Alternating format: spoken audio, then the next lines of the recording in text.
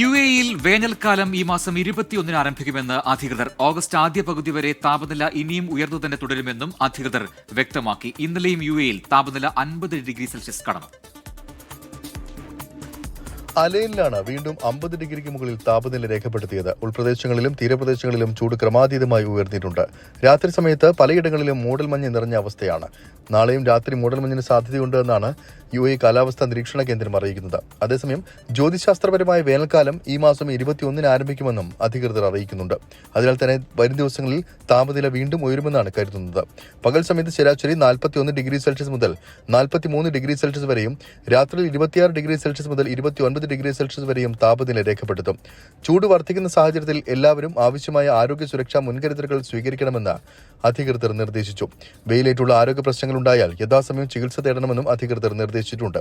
ഈ വർഷം മെയ് മാസത്തിലായിരുന്നു UAE-യിൽ 22 വർഷത്തിനിടെ അനുഭവപ്പെട്ട ഏറ്റവും ഉയർന്ന ചൂട് രേഖപ്പെടുത്തിയത്. 24 ദുബായ്.